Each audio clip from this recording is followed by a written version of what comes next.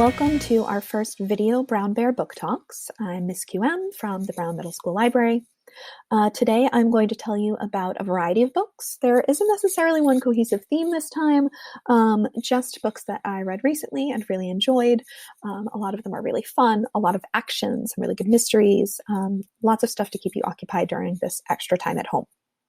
Bonus, all of these books are available through the Massachusetts Commonwealth ebook collection, and it is accessible through Sora or Overdrive using your NPS Google Docs info, so it's super easy to get to, and I'll be going over that at the end of this video.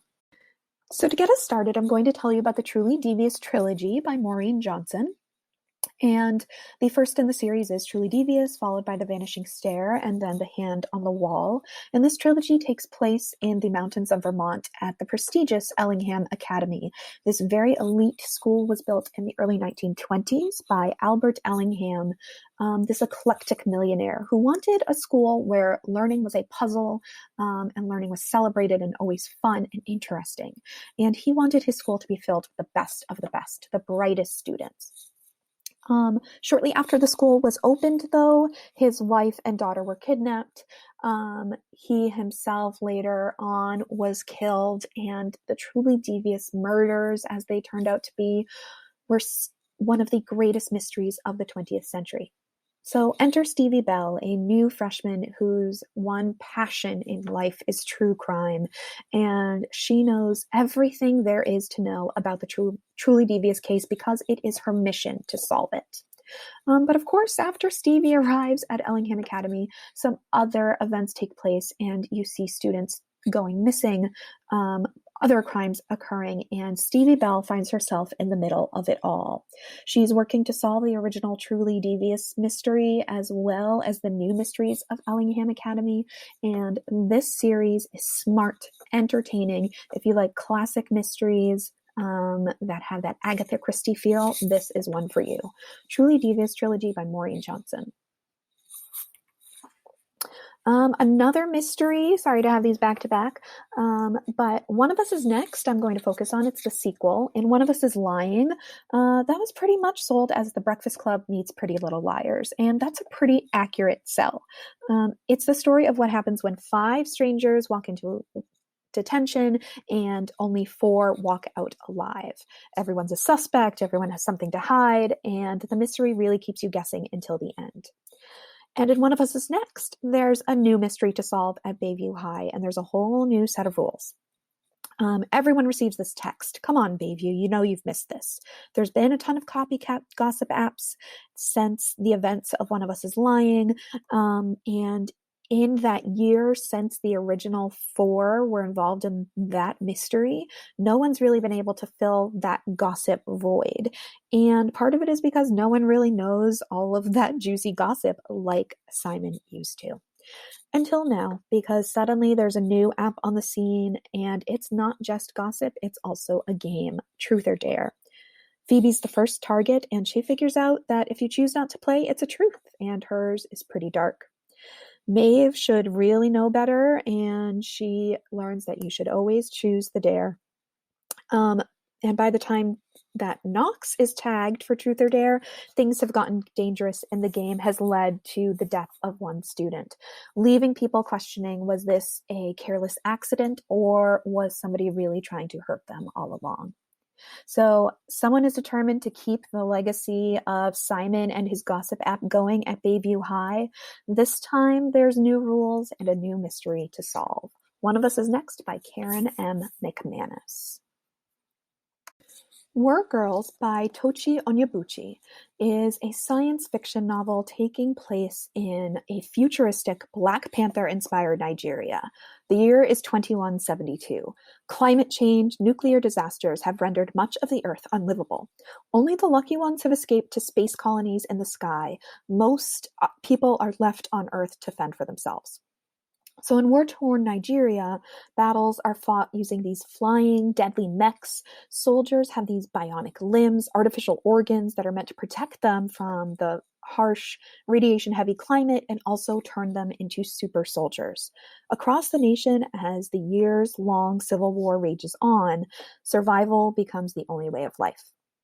Two sisters by choice, Onyi and Iffy, dream of more. Their lives have been marked by violence, political unrest, and they dream of peace, of hope, and a future together.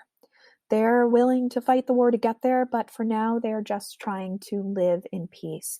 They are part of a camp of former war girls, girls who are torn from their families, forced to fight, and now have escaped to safety. They are living in secret, though, and soon enough their camp is discovered and the girls are ripped apart. Once they're pulled apart from each other, you see these girls rise within their own groups and ranks, and they will continue fighting the war, though, just to make their way back towards each other. War Girls by Tochi Onyebuchi. Laura Dean Keeps Breaking Up With Me is a realistic fiction graphic novel by Mariko Tamaki and Rosemary Valero-O'Connell. This graphic novel asks us to consider what happens when we ditch the toxic relationships, and when we crave to embrace the healthy ones that we really need. Laura Dean is the most popular girl in high school. She's Frederica Riley's dream girl. She's charming, she's confident, and so cute. There's just one problem. Laura Dean is maybe not the greatest girlfriend. Freddie is reeling from her latest breakup, and her best friend Doodle introduces her to the Seeker, this mysterious medium who leaves Freddie some cryptic parting words. Break up with her. And Freddie's wondering, how am I supposed to break up with her when she just dumped me? But Laura Dean eventually comes crawling back, as she always does, and Freddie takes her back, as she always does, and so the toxic cycle continues. And as Laura Dean keeps coming back and their relationship spirals further out of her control, Freddie has to wonder if it's really Laura Dean that's the problem. Maybe it's Freddie. She's rapidly losing her friends, including Doodle, who needs her now more than ever. Fortunately for Freddie, there are some new friends and the insight of some advice columnists like Anna Weiss to help her through being a teenager in love. This award-winning graphic novel has some really fun illustrations and this great relatable story. Laura Dean Keeps Breaking Up With Me. In Slay by Britney Morris, 17-year-old Kira Johnson is an honor student, a math tutor, and one of the only Black kids at Jefferson Academy. That is who she is by day, at least. At home, at night, she joins hundreds of thousands of Black gamers who duel worldwide as Nubian personas in the secret multiplayer online role-playing card game Slay. No one knows Kira isn't just a gamer who loves Slay, is passionate about Slay. No, she is actually the game's developer. Her friends don't know, her family, not even her boyfriend, Malcolm, who happens to believe that video games are partially responsible for the downfall of the Black man. But when a teen in Kansas City is murdered over a dispute in the Slay world, news of the game reaches mainstream media, and Slay is suddenly in the spotlight. It is labeled a racist, exclusionist, violent hub for thugs and criminals, and even worse, an anonymous troll infiltrates the game, threatening to sue Kira for anti-white discrimination. Kira is driven to save the only world in which she feels she can really be herself. But she feels she must preserve her secret identity and harness what it means to be unapologetically Black in a world intimidated by her Blackness. Can she protect her game without losing herself in the process? This was action-packed, really exciting, and this great story about the relationship between Kira, her family, and her friends at the heart of it all. Slay by Britney Morris. Another series I want to tell you about is the Simon Snow series by Rainbow Rowell.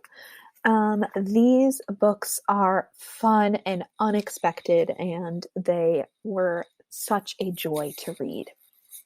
Simon Snow is the worst chosen one who's ever been chosen. That's what his roommate Baz says, at least. And Baz could possibly be evil and a vampire and a complete git, as Simon calls him, but he's probably right.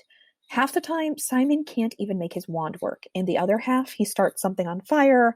He finds himself depending on his friend Penny and her magical abilities more than he would like. Simon's mentor is avoiding him. His girlfriend broke up with him, and there's a magic-eating monster running around who happens to be wearing Simon's face. Baz would be having a field day with all of this if he were even there. It's their last year at Watford School of Magics, and Simon's infuriating nemesis didn't even bother to show up. So in Carry On, Rainbow Rowell provides a mystery, ghost, and love story wrapped up into one. And though it's working towards an expected ending, doesn't the chosen one always win? It does it in some really surprising ways. With Wayward Son, Rainbow Rowell has written a book for everyone who ever wondered what happened to the chosen one after he saved the day. And a book for everyone who is ever more curious about the second kiss than the first. The story is supposed to be over. Simon Snow did everything he was supposed to do. He beat the villain. He won the war. He fell in love. Now comes the good part, right? Now comes the happily ever after.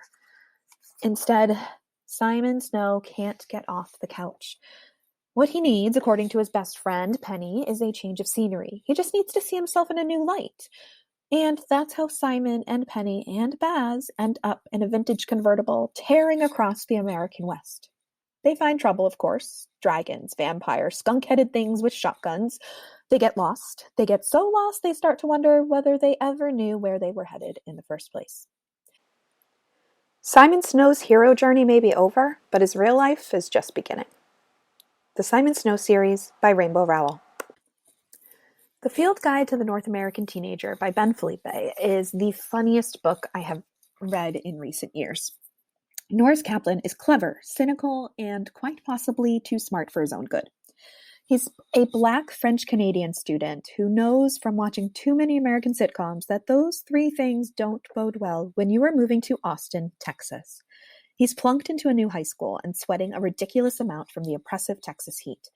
Norris finds himself cataloging everyone he meets. The cheerleaders, the jocks, the loners, and even the manic pixie dream girl. Making a ton of friends has never been a priority for him, and this way he can at least amuse himself until it's time to go back to Canada, where he belongs. Yet, against all odds, those labels soon become actual people to Norris. Be it loner Liam, who makes it his mission to befriend Norris, or Madison, the beta cheerleader, who is so nice that it has to be a trap. Not to mention Artie, the manic pixie dream girl, who might, in fact, be a real love interest in the making. He even starts playing actual hockey with these Texans. But the night of prom, Norris screws everything up royally. As he tries to pick up the pieces, he realizes it might be time to stop hiding behind his snarky opinions and start living his life, along with the people who have found their way into his heart. The Field Guide to the North American Teenager by Ben Philippe. So the last thing I'm going to tell you about are the graphic novels, comics, and manga available through the Commonwealth ebook collection in Sora or Overdrive. Again, same collection, just a different platform to access it. So they group their comic and graphic books together, so you get like the Wimpy Kids, things like that in this category as well. But a lot of these are actual graphic novels. New Kid, loved that book. Babysitter's Club, Roller Girl, some really fun titles. Look at this. 515, juvenile fiction, even more in young adult fiction and other categories as well. So there's a lot for you to choose from. So this is available to you to access with your school Google Docs information.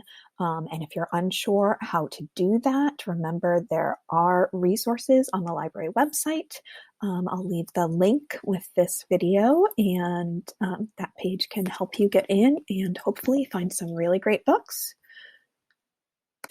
So thanks for tuning in, everyone. I hope you enjoyed these book suggestions and that you're walking away with some good ideas. As always, feel free to reach out via Schoology or through the channels on the library website if you need more suggestions, and chat soon.